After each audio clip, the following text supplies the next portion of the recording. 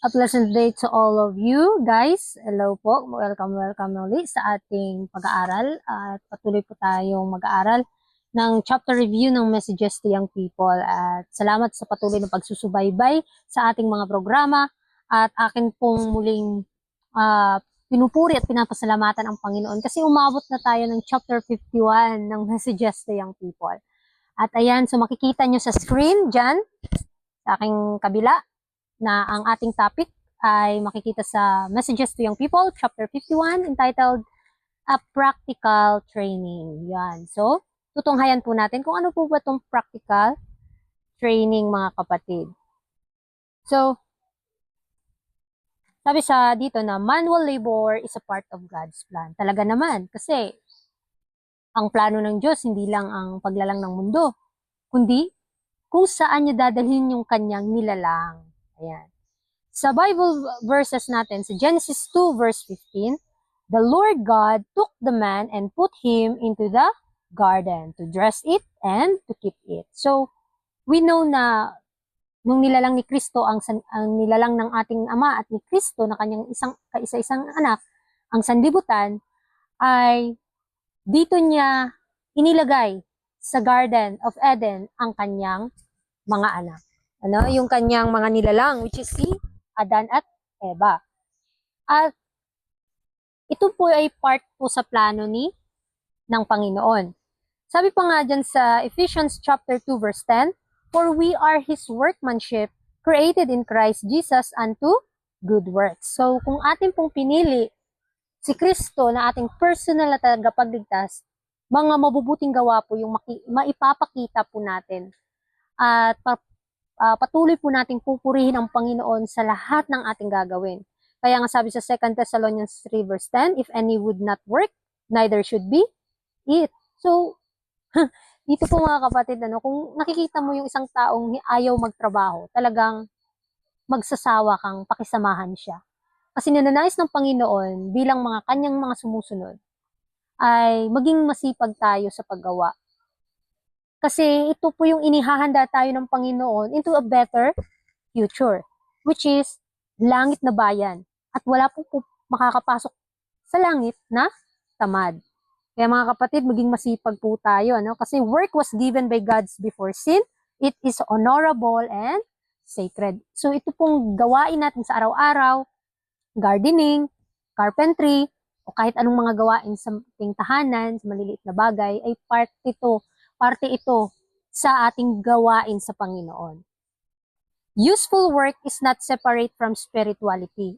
It is included in the gospel. So, makikita natin dito na yung gawain ng Panginoon, it's not about, hindi lang you spread the gospel, no? Kasi in a simple act of work, mga kapatid, in simple act of kindness, gagamitin niya ng Panginoon to reach the people who do know not the truth. Sa Christian Education, page 183, students should not be permitted to take so many studies that they will have no time for physical training. So, wag nating hahayaan bilang kabataan na i-google natin ang buong oras natin sa pag-aaral ng mga books, kundi kailangan may physical training din. Ang ating katawan, yung physical na body natin ay ating galawin, ating patrabahuin, mga kapatid. So, this is a part kasi ng gospel. So, the health cannot be preserved unless some portion of each day is given to muscular exertion in the open air. Stated hours should be devoted to manual labor of some kind, anything which will call into action all parts of the body. So, let's remember, mga kapatid, na nilikha tayo ng Panginoon as His workmanship. Ayaw niya tayong maging tamad, ayaw niya tayong walang ginagawa. Kasi nga, wala pong makakapasok ng langit na tamad. At hindi lang po yun ang reason. Gusto ng Panginoon na maging matyaga tayo, maging masipag tayo sa paggawa. Kasi doon po i-create yung character building kapag pumupunta ka sa country home, country living, mga kapatid. Doon mo makikreate yung Christ-like character. So, ini-encourage tayo ng ating Panginoon na gumawa talaga. Huwag maging tamad. Sinasabi pa dyan, education must include practical skills. The Bible verses here, Ecclesiastes 9:10, whatsoever thy hand find it to do, find that to do it with thy might.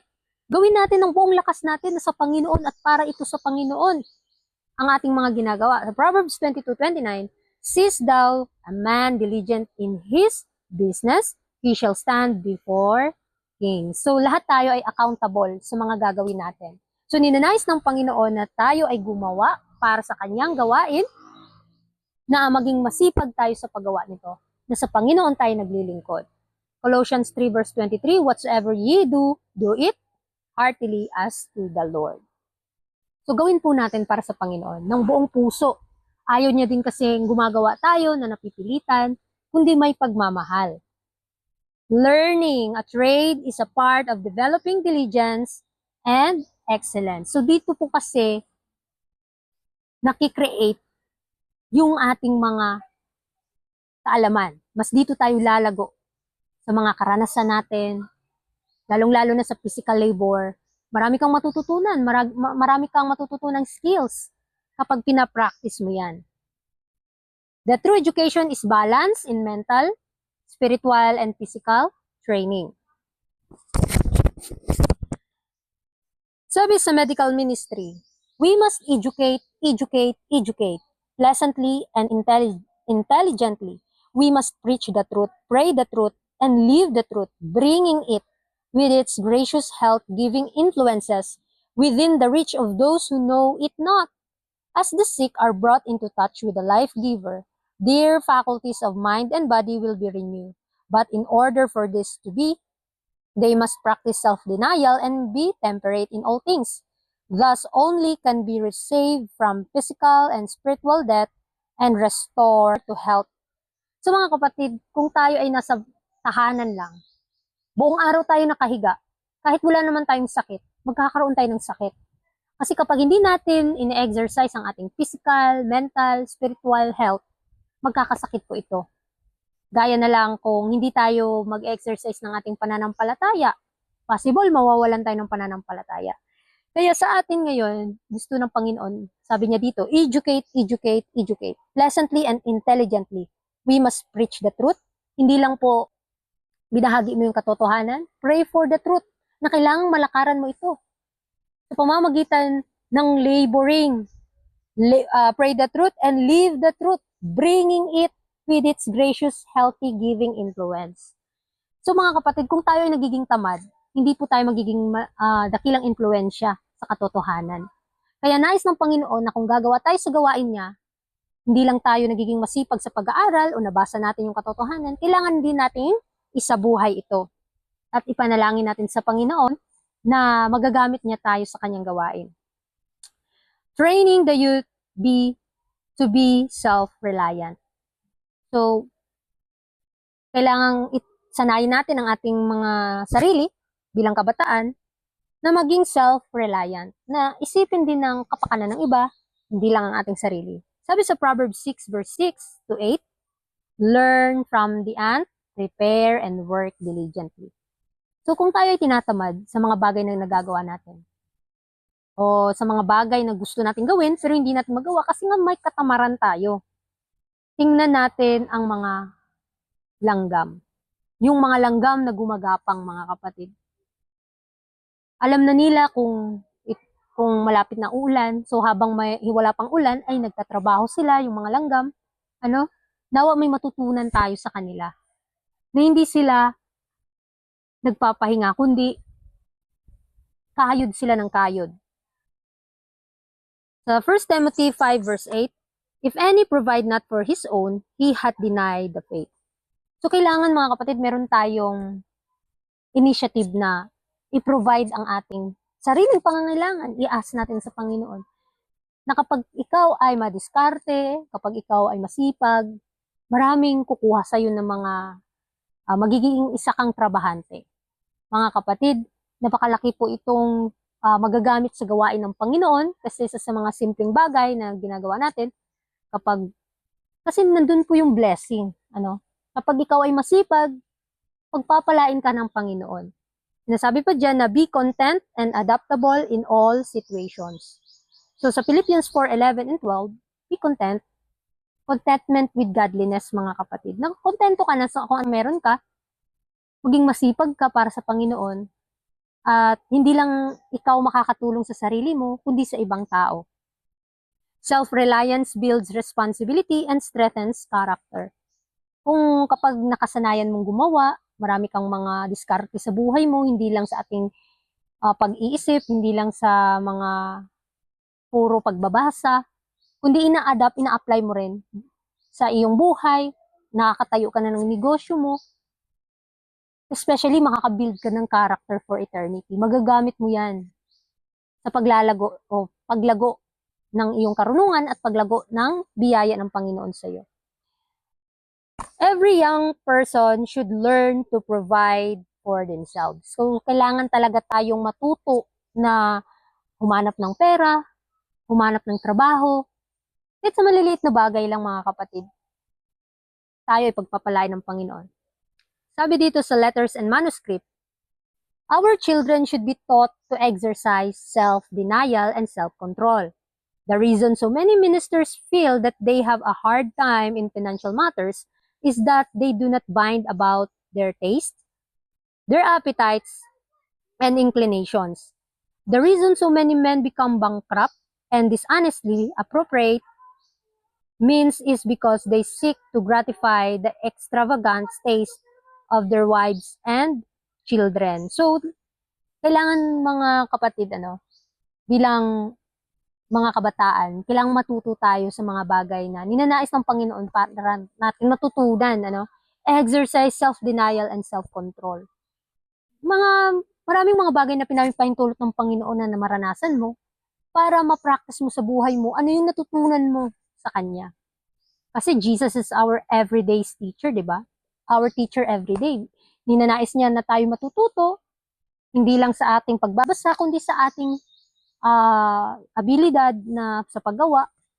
Ayaw niya kasi tayong maging tamad, mga kapatid. Maraming mga tao ngayon pinapahintulot ng Panginoon na minsan yung kanilang negosyo ay mabankrupt dahil para malaman ng taong ito na siya ay o ano yung pagkukulang niya sa kanyang gawain.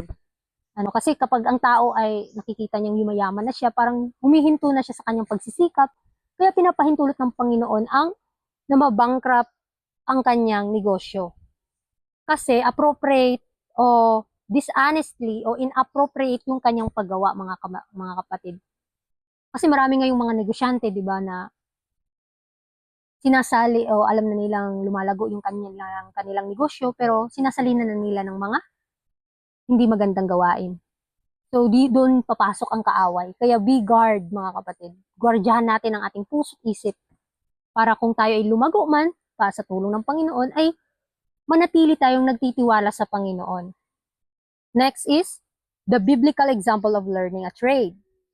Bible verses, in Matthew 6:3, Jesus was called the carpenter. So si Kristo nagbigay ng halimbawa, hindi lang siya mabait, hindi lang siya matalino, kundi masipag din si Kristo. Mga kapatid, marami po tayong matututunan. Kung babasahin natin ang Desire of Ages, yung buhay ni Jesus Christ while He is young adult, manhood. Mababasa natin dun sa Desire of Ages, mga kapatid, ang buhay ni Kristo na tinatawag siyang anak ng panday.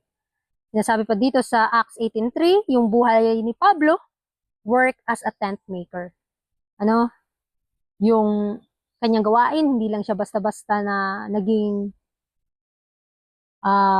pumasok sa pinakamataas na punto sa buhay niya, yung pinakamataas na tungkulin sa buhay niya, kundi nagsimula siya sa maliliit na bagay.